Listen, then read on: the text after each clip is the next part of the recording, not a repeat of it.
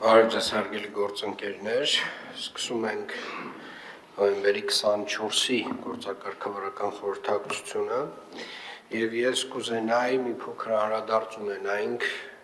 մի քանի կարևոր հարցերին։ Առաջին հարցը, որի վերաբերյալ կուզենայի խոսել, դա օդի որակին է վերաբերում եւ ինչպես արդեն տեսնում ենք, արդեն ձմեռվա ամիսները մոտ են եւ տեսնում ենք, որ օդի որակը էականորեն գնալով նվազում է։ Եվ ուզում եմ նաեւ խոսենք մի փոքր դրա պատճառների մասին, որովհետեւ անընդհատ տարբեր խոսակցություններ եւ տարբեր քննարկումներ, մասնավորապես շինարարական փոշու մասին են խոսում, բայց մենք տեսել ենք արդեն որևէ տարին, որ սրվում է խնդիրը հենց ձմեռվա ամիսներին եւ մասնավորապես նախորդ գիշեր մենք արձանագրեցինք օդի որակի էական վատթարացում պայմանավորված Հայաստանի Հանրապետության տարբեր հատվածներում խոշոր հրդեհներով, մասնավորապես օրինակ Ճամբարակում խոշոր հրդեհներ էին տեղի ունենում, բայց իհարկե խոշոր հրդեհները մի վտանգավոր երևույթ են եւ ուզում եմ շատ հստակ արձանագրել այս տեսակ հրդեհները եւ իրենցից արտանետված տոքսինները, նյութերը էականորեն ավելի վտանգավոր են, քան շինարարական փոշին, քան այն փոշին, որի դեմ մենք շատ ինտենսիվ պայքարում ենք։ Բայց ուզում եմ նաեւ արձանագրել, որ այն ինչը որ միգուցե շատ դեպքերում սովորական էր թվում տասնամյակներով եւ մենք չենք խոսել դրա մասին, հիմա պետք է որոշակի անդրադարձ ունենանք, մասնավորապես օրինակ ենթադրում եմ շատերը տեսել եք կողքի բակում կամ հենց մեր բակում ինչ որ մեկին, ով որ հավաքում է տերևները եւ աղբը եւ վառում է։ Սիրելի երևանցիներ, այդ փոքրիկ տերևների եւ աղբի վերամշակման գործարանները ուղղակիորեն առաջին հերթին թունավորում են ձեզ, թունավորում են ձեր շրջակա միջավայրը, թունավորում են երեխաներին, ովքեր որ ապրում, խաղում են այդ բակում, եւ մենք պետք է հասկանանք նաեւ այդ թունավորման աստիճանը, որովհետեւ երբ որ մենք անընդհատ խոսում ենք շինարարական փոշուց եւ դրա դեմ պայքարում ենք, դա անգամներով մոտ 3-ից 5 անգամ ավելի նվազ վնասակար է եւ այս սեզոնին, նաեւ սեզոնին, երբ որ արդեն տները, որոշ տներ տաքացվում են նաեւ վառելափայտով, տարբեր տեսակի նյութերով, դրան գումարած նաեւ այս տեսակի փոքրիկ վերամշակման գործարանները, այդպես կոչեք իրենց, իրենք էականորեն մեր օդի որակը վատթարացնում են։ Ձմեռվա ամիսներին օդի շարժը շատ ավելի դանդաղ է, այսինքն երբ որ մի հատվածում որևէ մի բան այրվեց, որևէ մի կույտ տերևների այրվեց, ժամերով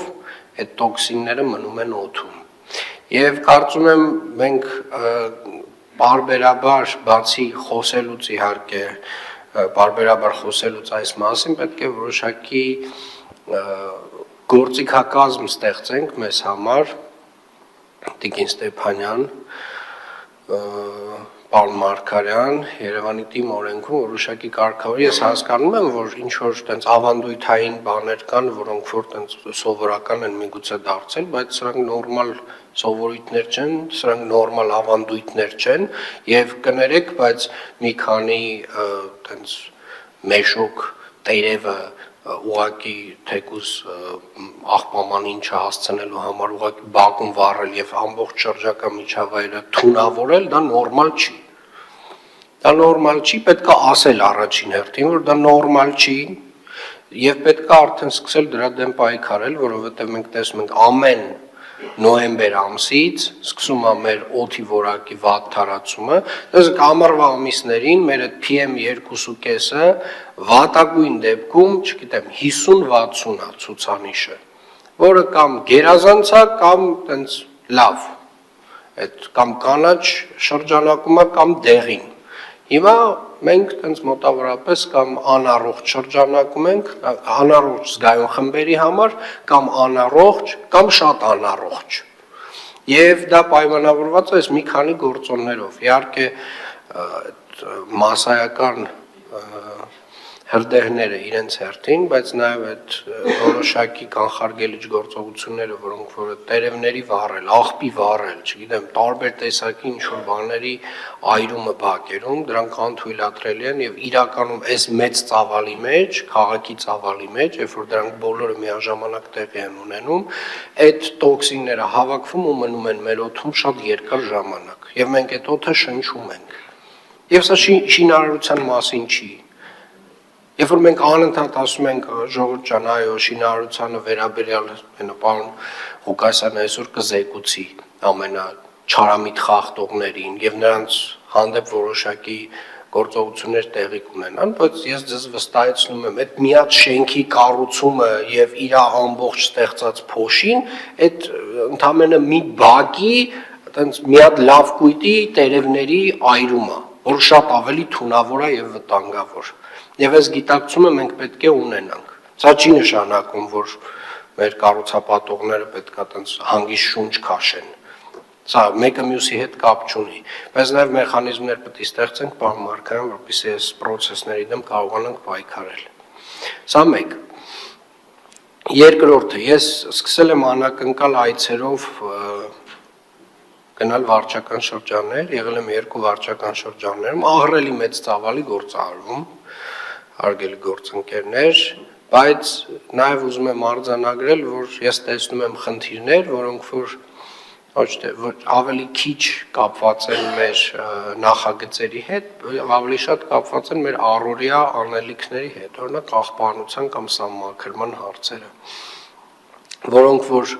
ռուտին հարցեր են, բայց դրանք այն հարցերն են, որտեղ որ առհասարակ մենք պետք է անթերի գործենք։ Եվ հարցը մի կողմից պետք է իհարկե հասկանանք վարչարարական առումով ունենք խնդիրներ, թե չունենք եւ կհասկանանք, մյուս կողմից է պարոն Մարգարյան պետք է հասկանանք ռեսուրսի խնդիր ունենք, թե չունենք, ճիշտ գնահատենք, էլի, այսինքն պահանջենք այն ծավալով, ինչքանի ռեսուրս ենք տվել եւ ռեսուրսը տանք ամբողջական։ Եվ ես կարծում եմ ամբողջ իմաստը վարչական շրջաններին այդ ռեսուրսը տալու կայանում էր նրանում, որ մենք խնդիրը լուծենք, ոչ թե կիսա լուծենք։ Սա առաջին հատվածը։ Երկրորդ հատվածը այնուամենայնիվ այդ ահռելի մեծ արվող նախագծերում ես տեսնում եմ էական թերություններ եւ արձանագրել եմ մեր վարչական շրջաններում նմանատիպ դեպքեր եւ պահանջում եմ ուղղակի որ վարչական շրջանների ղեկավարները նախագծերին վերաբերվեն որպես սեփական իրենց տանը արվող նախագծերին։ Ես բացառում եմ, որ ինչ որ մեկը իր սեփական տանը թույլ տա, որ, չգիտեմ, աթոռը տենց կիսաճոճ լինի կամ ինչ որ մի բանը քարը ծուռ դրած լինի։ Հետևաբար սա ձեր տան նախագծերն են։ Եվ ես էլ ձեր աշխատանքը գնահատելու եմ ըստ ձեր վերաբերմունքի։